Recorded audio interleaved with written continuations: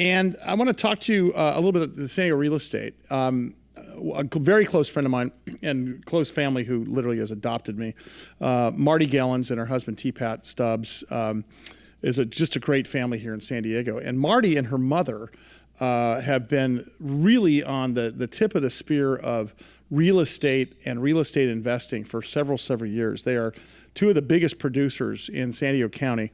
And I wanted Marti to come on the air with us and talk about real estate. Now, they are not sponsors. I'm just using her wisdom. So they're not. This is not there's no agenda here. But Maxine and Marti Gellens are realtors that really understand this market. And if you look, you can go to their website and see a bunch of stuff, Gellens.com, and check out what they're all about. But I'll tell you what, nobody understands this market as well as she does. I want to bring her up. Marti, how are you, girl? Good to talk to you. Hi, Sully. I'm great. Thanks for having me on. First question I got to give to you is, let's talk about what's been going on during COVID. And actually, I think we should start the story just prior to COVID. How was the San Diego real estate market, luxury market, low-income market, the entire market as a whole, in your opinion? Were we on the right trajectory prior to COVID? We definitely were. The market was flying. The first quarter of 2020 was motoring along, and things were selling in all price ranges, high, low, middle.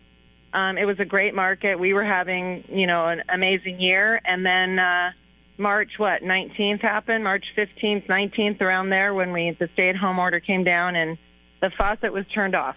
Yeah, exactly. So what's interesting is I get a lot of people emailing me saying this feels like 2008, 2009, because if they're out of a job, they don't have money to spend, it's going to feel the same whether it was a great recession or, as I've dubbed this, the Great Repression, where we had to repress this economy because the blanket solution to COVID-19 was social distancing. So for you in real estate, 2008, 2009 brings back horrible memories. Is this existing situation we're in because of the pandemic similar to that? Is it completely different? Does it feel good? Give me a comparison there. So it's completely different. For those first, 30 days or so, the stay-at-home order was for us as well. We were deemed non-essential for those first, 3 to 4 weeks. So essentially nothing happened in real estate. We weren't allowed to show houses, though we were still closing escrows. The escrow companies were open. Title companies were open. We were finishing up business, but any new business was basically put to a halt. And that's showing up in the numbers today. Why the media is saying that the numbers of sales are so down is because they're tracking more the closings. And the closings, if you were to track right now, are significantly down because that's reflective of that 30 days we were't between mid-March and mid-April. And it was terrible. I mean, nothing was happening. But come when we were deemed essential and we could go back to work under very strict guidelines. So wait a second. Let's stop there for a second. Let's stay there for a second. So real estate was deemed essential, which I thought was very interesting. Now, was that because of your industry groups lobbying to the state of California, or because you wouldn't think real estate would be deemed essential? But talk about that part of it for real quickly. Right. So the first few weeks we were not non-essential, not deemed essential, I should say. And yes, it's my understanding from our management and our ownership that they were lobbying to the governor and saying, real estate should be essential. And it is essential. I mean, things happen. People need to sell their homes, need to buy homes. And for that market, for that all to have been turned off was not good for anybody. So we were deemed essential, and we're able to go back to work, and like I said, with very strict guidelines, which are still in place.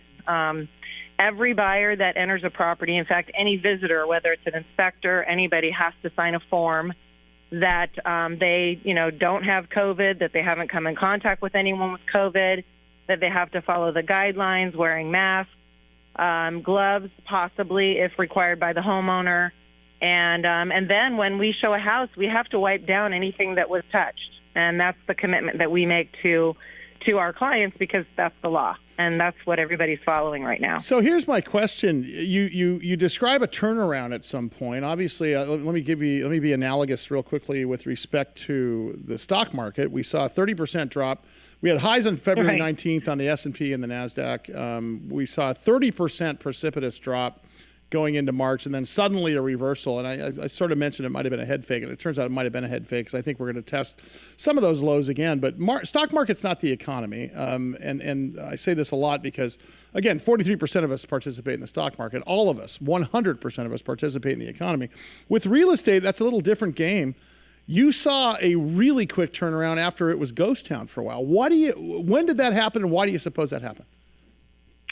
Well, so to give you some statistics, as I think it helps people, you always talk in stats. The pending sales, which are the escrows, so the new deals, were down 43% in April. We had 1,255 sales in April, and that was down 43% year over year, okay? Mm-hmm. Then in May, we were down just 7.5%. So we went from 1,255 sales in April and went to 2,055 sales in May. My goodness. And now we're in June, and we don't have those stats yet.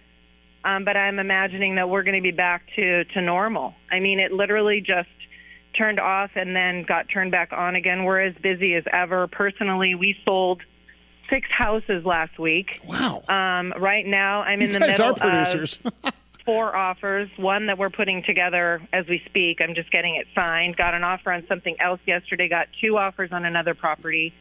So why do you suppose the turnaround, Marty? Fabulous. I mean, people were scared to death about anything. Why do you suppose the turnaround in your space? I mean, we can track stock market with fear and greed. There's certainly fundamentals involved. But a lot of times when we see big swings in the stock market, it's based upon pendulums swinging too far in the direction of optimism, or too far in the direction of overexuberance, and then too far in the direction of fear. What do you attribute the sudden turnaround and the robust turnaround to? Was it just simply opening the economy up again? Well, I think that's a big part of it because, as I said, we were doing fantastic through mid-March. I mean, it was like this type of business, a lot of offers and activity and sales. And so, as we said, it was the economy stopped, had to stop, and we were stopped. I mean, we were told to stop. So that's what made it stop. And, yes, people were afraid at first, but San Diego's a beautiful place. People want to live here, so they've continued on back to their lives. And then we're seeing also the house we're selling today, the people are from Northern California. I got an offer on something yesterday. He's from Orange County. Wow. Several Northern California people. So we're also getting people from other markets that want to live in San Diego. And which is a big part of it too. Well, which is interesting because, and where do we stand? I always want to ask you this. I've never asked you this, even in a social situation or a professional situation. Where do we stand with returns? So we're standing, because I always hear the most expensive real estate in the world is Rancho Santa Fe, or some people say it's Newport Coast Harbor, some people say it's Dallas, or Central Park, New York. Where do we stand? Mm-hmm. Where do we stand here in San Diego with respect to that? Well, I don't know if you're talking about where does San Diego compare nationwide. Yeah. I can tell you within San Diego, which is an interesting thing. I'll take it. Del Mar is the most expensive real estate in San Diego. So it's not Rancho Santa Fe. It's not La Jolla. It's not Mount Helix or those types of places. It's Del Mar. No, Del Mar sells. And specifically, if you dial it down to the city of Del Mar, there's the zip code of Del Mar, and then there's the city of Del Mar. And the city of Del Mar, you literally cannot find a house for basically under $2 million. I mean, that's your starting, land cost. Wow. Maybe you'll sneak in at 1.8 or something, but basically that's kind of what you're talking about, and it goes up from there. So it's the most expensive, but it's interesting. Rancho Santa Fe was having a bit of a hard time in the high-end market for a couple of years, but there's been some significant sales this year there, and that market's doing really well. And maybe that's the people that have decided they need and want more space because of COVID. Yeah. And there's a lot of high-end sales going on in the ranch right now. Is there any deals to be had in San Diego, Marty? It doesn't sound like it from my conversation, does it? No. It's a deal because you get to live in such an amazing place with year-round lifestyle outside. I have a client that told me something once, and I'll never forget it. we used to tell everybody, oh, it's the weather tax. You're going to pay more to Right. live in San Diego. It's just your weather tax. And what he actually said to me is this. He said, you live in other parts of the country besides San Diego, and you don't know what's going to happen day to day. You every day is a day outside, or your plans aren't going to get canceled when you are in San Diego. It's So we're more paying. than the So what weather you're tax. basically It's selling me on is you're paying. every day is living your life. What you're selling me on is I'm paying for consistency. That's Marti Gellens. I'll tell you what, you are fantastic. You are now our real estate expert on the program, so don't kind of have any Saturday mornings off for a while. Marti Gellens, luxury specialist.